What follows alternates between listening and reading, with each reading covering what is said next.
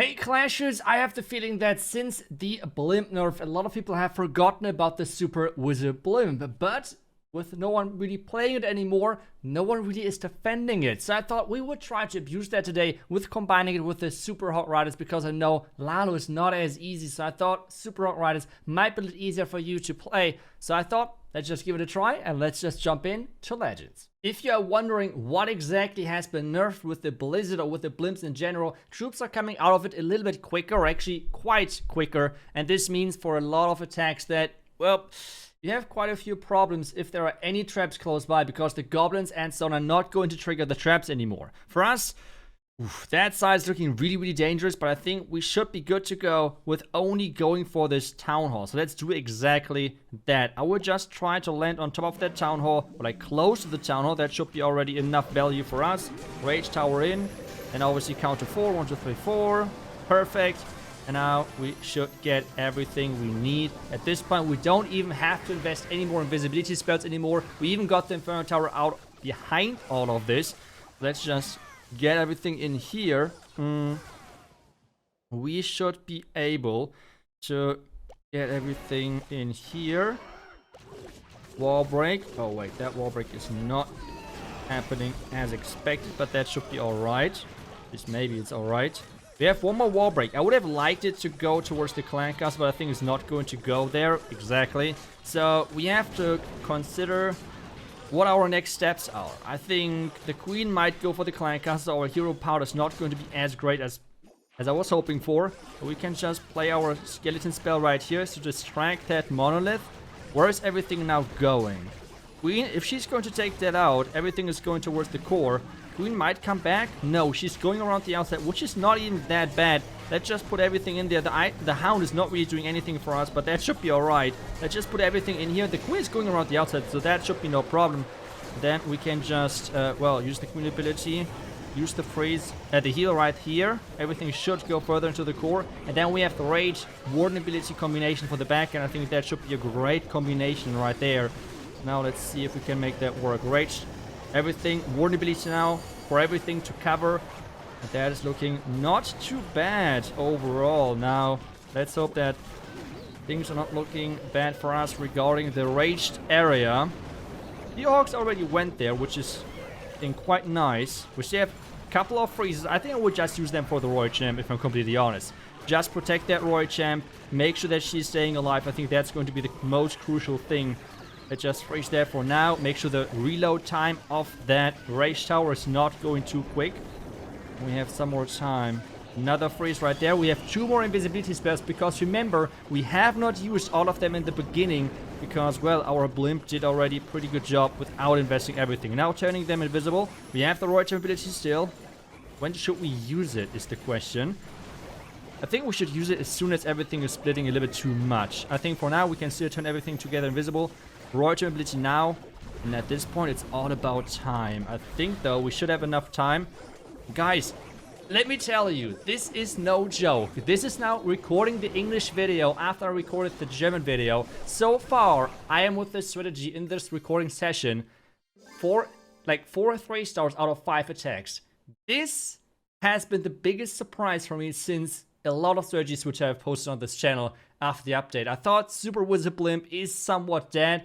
There's a reason why people don't use it, but there is a reason why they don't defend it anymore. And you can perfectly abuse that with this strategy. And it's just so stupidly easy. I mean, it's not even hard anything what I'm doing. So let's just keep going. Let's see what the record of my 3-star rate is after the end of this video. Did we find a secretly OP strategy? That's the question. And we have our next base on this one. Could we possibly go for landing on that builder hut? That would be quite some value right there. The question now is, did the base builder expect us to play this Blimp? That's the big question. Or is there any other better Blimp option? I think this one looks just incredible nice. Let's do exactly that. Fly like this. With our Blimp we can already play some loons to trigger some traps and stuff like that. There is a black mine, but that should be no problem. Turn everything invisible, rage it up. 1, 2, 3, and 4. Looking good. Turning everything invisible again. 1, 2, 3, and 4. At this point, it's all about waiting for this invisibility spell to run off. Come on, get that town hall. Come on, get that town hall. Oh no.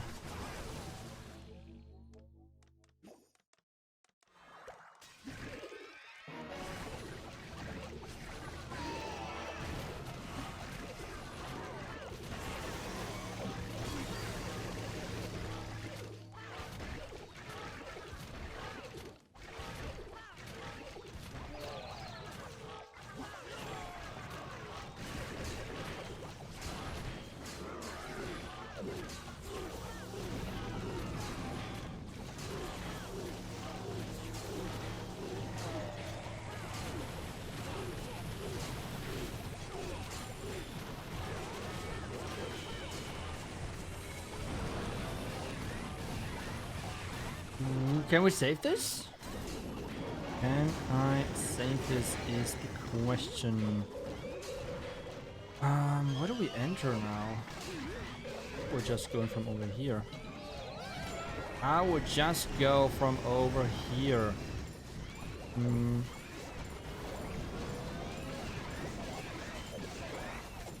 Just like that. And the rage in just a second. Vulnerability. Perfect vulnerability right there, by the way. That was the perfect vulnerability. Wow. That was the worst for example. You can't have everything, I guess. You can't have everything. Okay, we got from the worst to the best spell usage. Like, vulnerability is not really a spell, but hey. Wait! We somehow still made it. I have to say, this is not happening often, but I think with this strategy I should probably just I should not give up any attacks whatsoever, because I don't know what exactly is going on, but this attack seems secretly OP. I mean, what in the Blimp did not even get the town hall. I mean, we messed up completely. I mean, I'm not sure yet if I will put this into the video, because I completely gave up with the attack and stopped commentating. But maybe that's funny as well. I mean, that's how it is sometimes. But I should never give up with this strategy. So let's just keep going and keep smashing some bases. But oh my gosh, is this strong. Okay, we have our next base. What can we look for right here? We have a lot of value around this bomb tower close to the town hall, so that might be an option what we could go for.